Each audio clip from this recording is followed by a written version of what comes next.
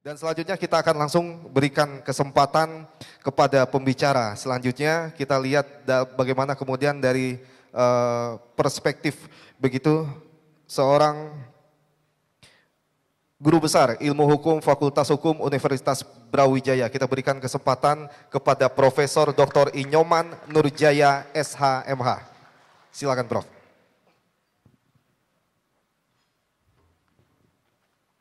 Terima kasih, saudara moderator. Ibu-ibu dan bapak-bapak serta hadirin yang saya hormati. Assalamualaikum warahmatullahi wabarakatuh. Om Swastiastu, Shalom, salam sejahtera bagi kita semua. Namo Buddhaya, salam kebajikan, Rahayu, Rahayu, Rahayu. Hari ini saya merasa mendapatkan kehormatan untuk bisa hadir di hadapan ibu dan bapak sekalian dalam rangka Focus Group Discussion. Dan yang kita bicarakan ini adalah masalah kita bersama. Negeri tercinta Indonesia.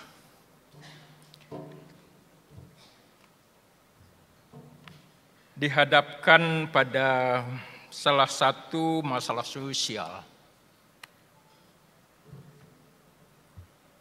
yang berhubungan dengan peredaran gelap dan penyalahgunaan narkotika.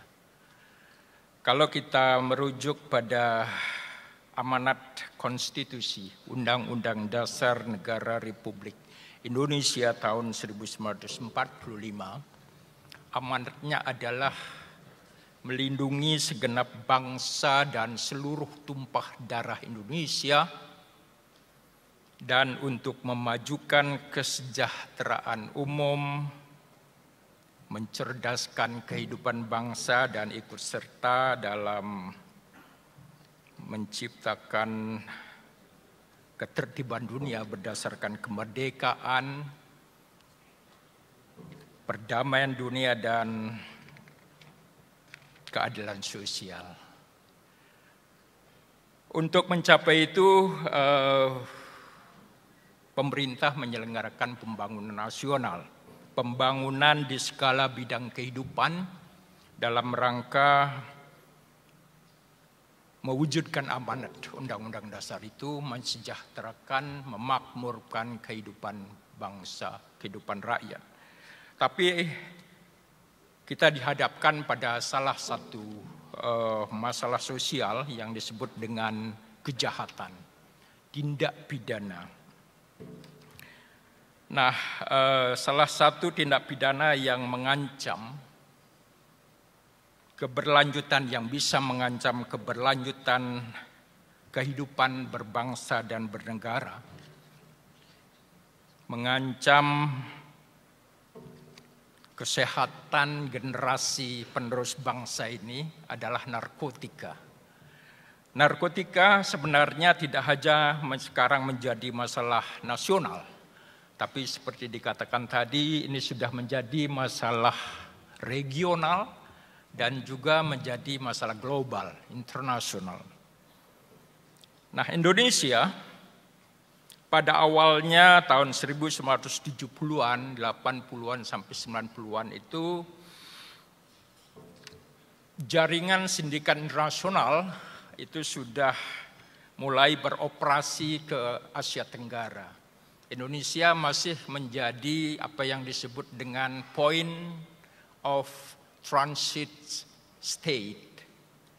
Negara yang digunakan sebagai jalur transit saja untuk peredaran gelap narkotika itu ke Australia, ke Amerika.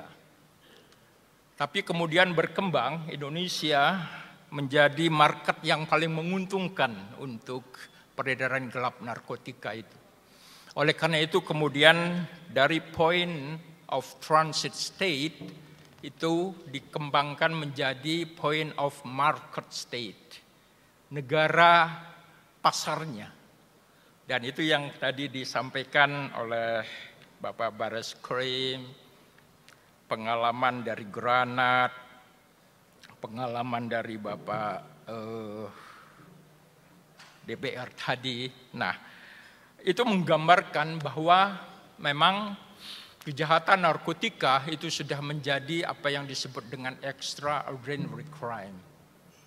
Oleh karena itu, treatmentnya dalam hubungan dengan bagaimana mencegah dan juga istilah memberantas, menanggulangi, membasmi, memusnahkan kejahatan narkotika itu menjadi masalah nasional kita.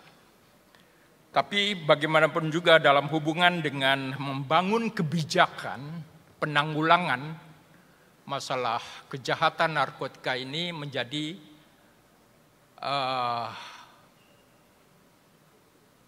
bagian dari kerjasama yang harus dibangun oleh seluruh komponen anak bangsa ini. Pemerintah, masyarakat, jurnalis, organisasi non-pemerintah, itu menjadi bagian yang tidak dipisahkan dan harus membangun kebersamaan yang kuat untuk memberantas kejahatan narkotika itu. Sebenarnya kalau kita berbicara narkotika, selalu orientasi berpikir kita itu kan penyalahgunaan peredaran gelap. Padahal sebenarnya narkotika itu adalah zat yang dibutuhkan untuk kesehatan dan juga untuk pelayanan kesehatan masyarakat dalam batas tertentu dan mengikuti kaidah ilmu kedokteran untuk kesehatan medis dan juga pelayanan kesehatan untuk masyarakat. Tapi yang terjadi kemudian yang dilarang oleh hukum itu adalah peredaran gelap dan penyalahgunaan narkotika itu, bahkan sekarang ditambah dengan istilah prekursor narkotika. 3 perbuatan itu sebenarnya yang diatur dalam undang-undang itu. Nah, pertanyaannya kemudian dari perkembangan yang ada, tindak pidana narkotika itu dari tahun ke tahun semakin meningkat. Jaringan sindikat peredaran internasional, kemudian bekerja sama dengan jaringan nasional, itu semakin bergerak terus secara rapi, rahasia, dan sangat strategis. Seiring dengan perkembangan ilmu pengetahuan dan teknologi, modus operandinya digambarkan tadi begitu canggih dan semakin menantang para penegak hukum kita, semakin menantang seluruh komponen anak bangsa ini untuk menanggulangi. Dalam pendekatan hukum sebenarnya penanggulangan tindak pidana atau penanggulangan kejahatan itu masuk dalam ranah ilmu hukum yang disebut dengan kriminologi, ilmu yang mempelajari tentang kejahatan. Apa kejahatan itu? Siapa sih penjahat itu? Mengapa orang melakukan kejahatan? Bagaimana reaksi sosial masyarakat ketika terjadi kejahatan? Dan setelah tahu mengenai kausalitas atau kausa kejahatan, sebab orang melakukan kejahatan itu, bagaimana kita menanggulangi? Dalam kriminologi itu ada satu bagian dari ilmu yang disebut dengan sosiologi kriminal. Sosiologi kriminal itu mempelajari kejahatan itu secara komprehensif. Kita bisa menggunakan pendekatan sosiologi kriminal, sosiologi hukum, khususnya hukum pidana itu untuk menanggulangi kejahatan. Dalam kriminologi, penanggulangan kejahatan itu disebut sebagai crime control. Penanggulangan kejahatan. Tapi kita menggunakan istilah pemberantasan, pembasmian, pemusnahan, dan seterusnya. Bahkan undang-undang juga sekarang menggunakan istilah hukum pemberantasan. Tapi yang dikenal sebenarnya dalam kriminologi itu adalah crime control, penanggulangan. Kejahatan itu bagian dari apa yang disebut dengan deviant behavior. Deviant behavior itu adalah perilaku yang menyimpang. Menyimpang dari apa? Norma. Norma sosial, norma etika, norma moral, dan bahkan norma hukum. Dan itu kemudian dikatakan sebagai social problem, dan lebih dari itu disebut sebagai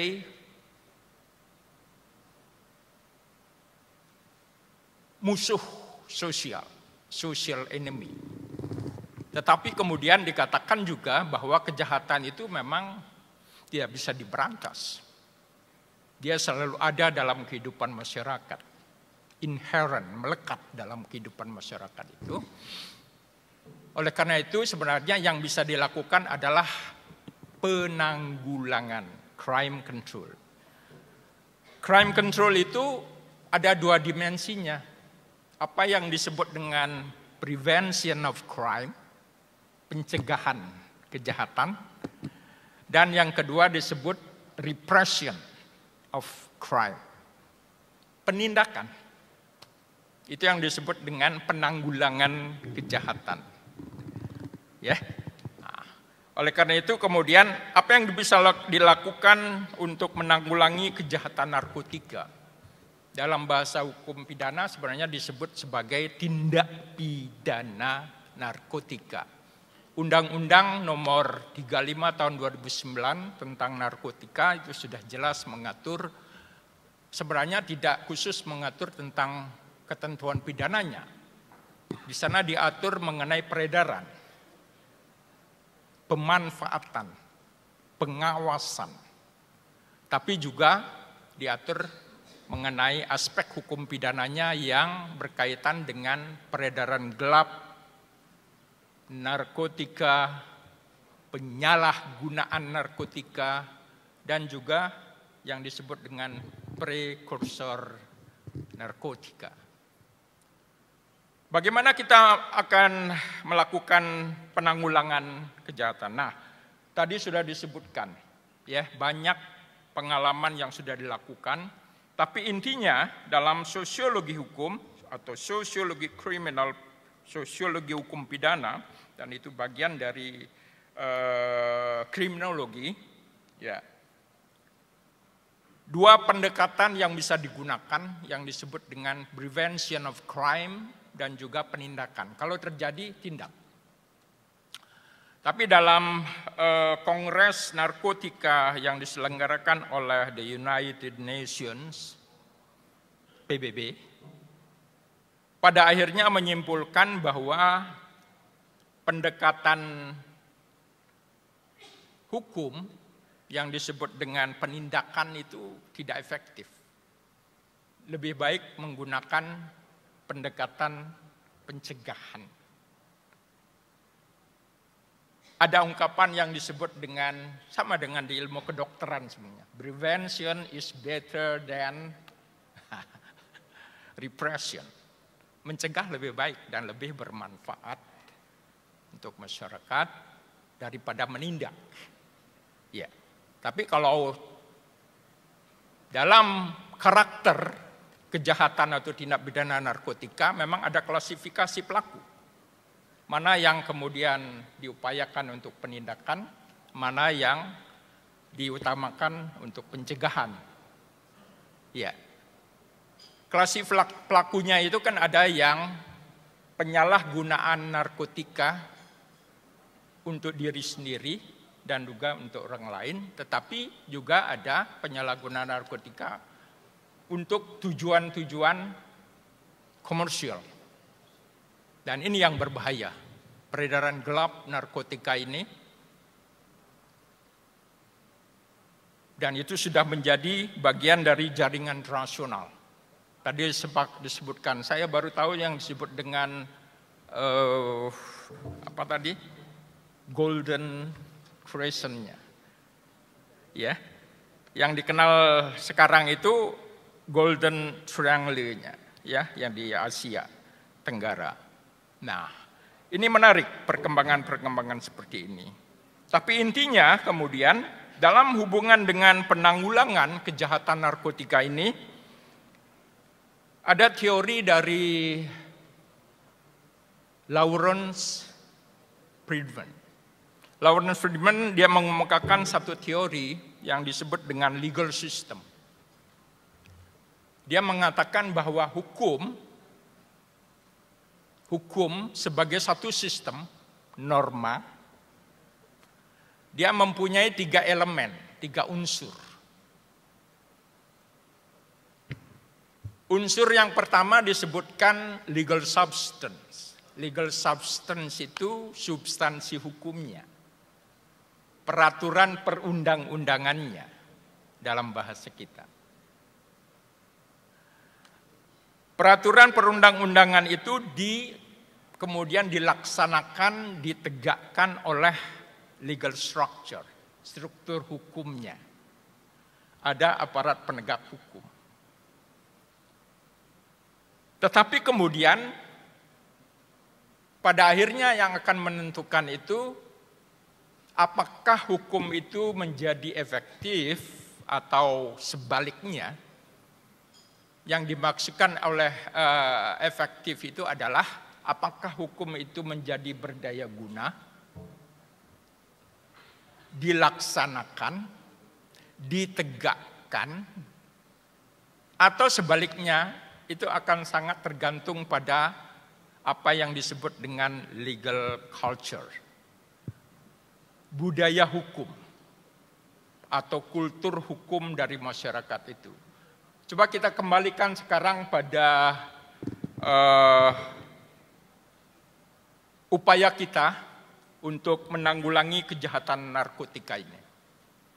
Legal structure, legal substance, peraturan perundang-undangan kita, perkembangan mulai tahun 1976, perubahan kemudian diganti, sekarang menjadi Undang-Undang Nomor 35 tahun 2009 tentang narkotika. Saya membaca itu sudah komprehensif sekali. Yang dulu belum diatur, ya, mengenai yang disebut dengan transnational crime, kerjasama internasional, dan juga dalam hubungan dengan aspek hukum pidananya, sekarang sudah diatur. Tetapi kemudian persoalannya legal structure-nya. Para aparat penegak hukum atau pelaksana hukumnya. Bagaimana integritas dari penegak hukum? Bagaimana penegak hukum melaksanakan kewenangan secara konsisten? Itu akan sangat menentukan apakah substansi atau peraturan perundang-undangannya itu akan menjadi efektif atau tidak. Tapi kemudian yang lebih penting, bagaimana masyarakat, kultur atau budaya masyarakat itu akan mendukung, mensupport, ya, substance dan struktur itu. Kita perhatikan sekarang. Memandang kejahatan, perbuatan yang dipandang tercela, kemudian dilarang, kemudian diatur dalam undang-undang sebagai dikualifikasi sebagai tindak pidana. Cara pandang hukum terhadap satu perbuatan yang dipandang tercela dan dilarang, dan kemudian pelakunya dapat diminta pertanggungjawaban pidana, ada sanksi pidananya. Baik. Itu yang disebut dengan mala prohibita. Dari sisi itu sudah jelas mala prohibita. Tapi sekarang persoalannya bagaimana masyarakat memandang kejahatan narkotika itu. Memandang penyalahgunaan. Dia punya persepsi sendiri yang disebut dengan mala inse. Ya. Mala inse itu adalah cara pandang masyarakat terhadap satu perbuatan yang dipandang tercela. Dari sisi itu sebenarnya, tadi sudah dikatakan, masyarakat memandang perbuatan tindak pidana narkotika itu sebagai perbuatan yang tercela. Ini sangat mendukung sekali. Oleh karena itu tekanannya sekarang memang di konteks kultur hukum masyarakat itu. Oke, baik. Kampung tangguh, ya, kalau di Bali itu desa adat sangat, ya, solid sekali untuk menanggulangi kejahatan narkotika. Kalau ada di Bali pemuda yang melakukan penyalahgunaan narkotika itu sebenarnya bukan orang Bali, karena ketat sekali aturan adatnya yang disebut dengan awegawit. Bagaimana sekarang kampung tangguh?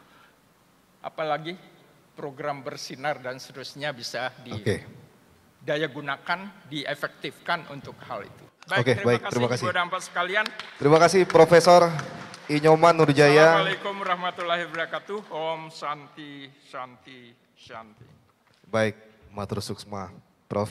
Dan menarik sekali bahwa memang ada satu hal menarik tadi bahwa memang lebih mengutamakan terkait dengan pencegahan, upaya preventif daripada penindakan ini yang harus menjadi perhatian dari semua pihak termasuk aparat penegak hukum.